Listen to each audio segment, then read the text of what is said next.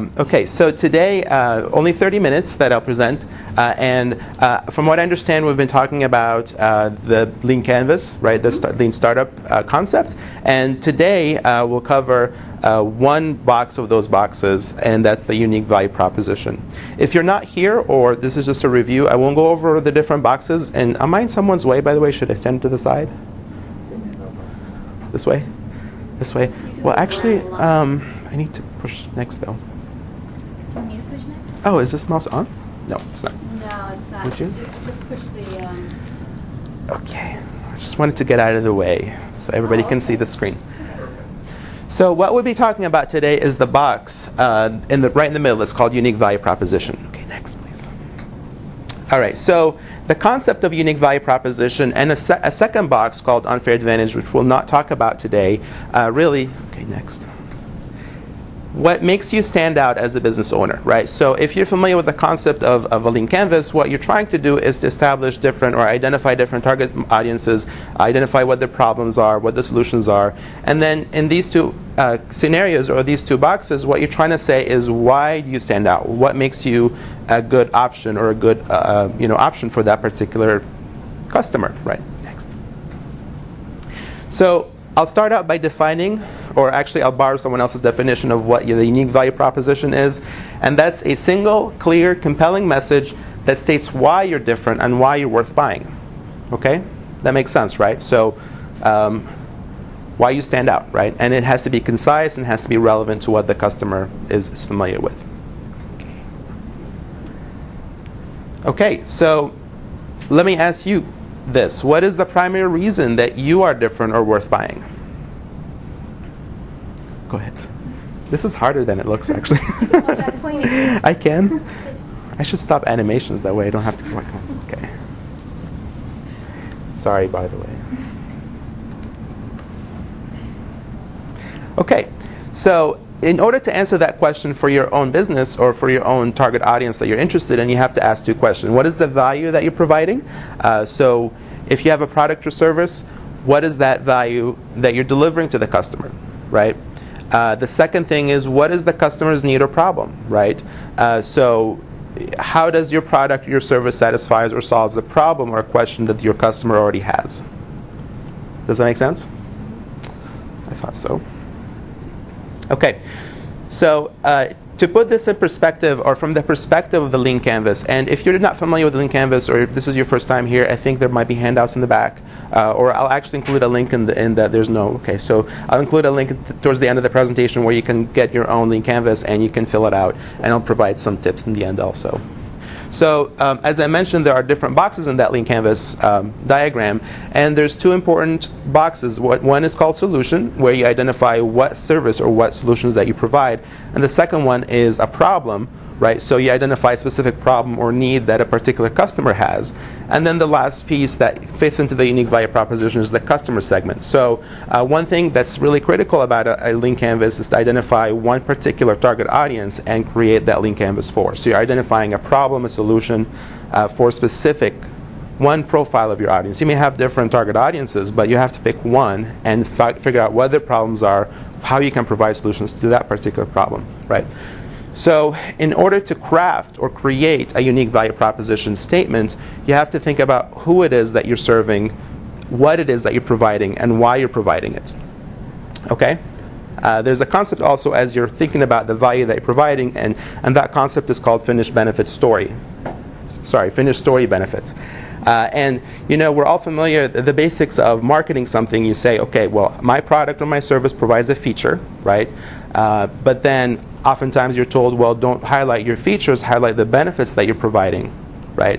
But then this takes it to a third level, which is you're providing a solution to someone, okay? So you're not just providing a benefit. So let's say you create, for example, let's pick on Deborah. So your solution, let's say someone's landscaping or someone's, for example, backyard is not what they want, right?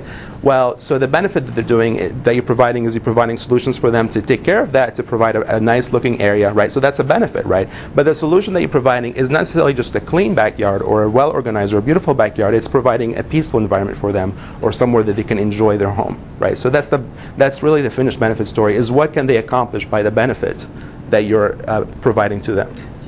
Does that make sense? And while you're crafting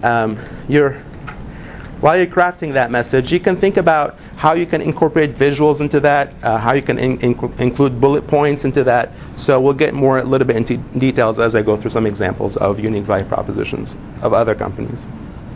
So wanted to first start out by providing some simple examples. And there's a lot of different examples of unique value propositions.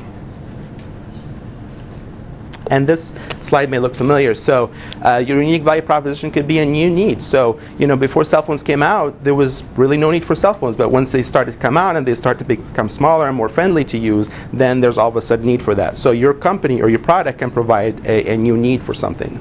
It can improve performance. This is an image of the second one right here. It's an image of a really old, in fact, you can say ancient computer, right? Or a toaster. It looks like a toaster with a keyboard. But so you can improve performance. Nowadays, computers are coming out with much faster processors and more memory and all that stuff. So you can have an experience that already exists, and your product or service can actually significantly improve that.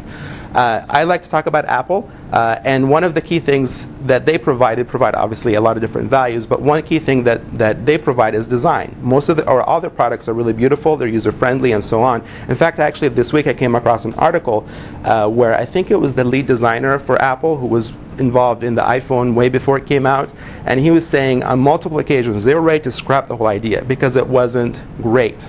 They knew they had something going on, they knew it was an important product for them to come out, but they weren't ready to come out with it until it was great, until it was perfect. Another example is Rolex. When someone's wearing a Rolex watch, that says something about that individual, and some people just like to buy Rolex for the status or for the prestige that it can provide. Right? So Rolex can capitalize on that by emphasizing that's the unique value proposition. You see a lot of that with other car commercials like Lexus and all that. All those commercials that emphasize the prestige or the high or the elegant brand, right? Your unique value proposition could be affordable. If you can provide a service to somebody that they can get somewhere else, but you're providing them at a cheaper price, granted you have to make money, you have to stay profitable, but if you can provide it at an affordable rate, then that can be a unique value proposition. Again, money saving, you can save time for somebody, right? So it's something they can do, but you're trying to do for them, and in so doing, you save them time. That can be a unique value proposition, or you can reduce risk. So if you provide insurance type of service or a warranty type of service or product, then that can reduce someone's risk and make them feel, comfortable or peaceful about their investments or about their properties. Before we dive into some real life examples, does anybody have any questions so far? Okay. So I think what I try to do is to provide some real life websites from this point, just some examples of what you can see, how you'd expect to represent that. Because so far I've been conceptual, right? I'm saying, well, this is, you can provide this value or that. But it's at this point, so far it's been conceptual. So I'll hopefully provide some real life examples that demonstrate the concept of unique value proposition, how you can represent that in your own website or social media. 37 Signals is a company that produces or that creates websites, and you can see that this is their homepage, right? So it's actually a decent sized company. They have a number of products, and they're really well known in the tech industry, actually in different types of industries also. They provide products that you can use their products to manage a project, to manage your contacts, and so on. So this is their homepage, right? And even bigger than their logo, they say making collaboration productive and enjoyable for people every day. So they focus on keeping things very simple, very enjoyable, and they say that they're trying to establish products that encourage or enhance collaboration between different individuals. So if you're in a situation where you're a company that you have to interact with different people online, then you can use their tools to collaborate in a way that's pleasant.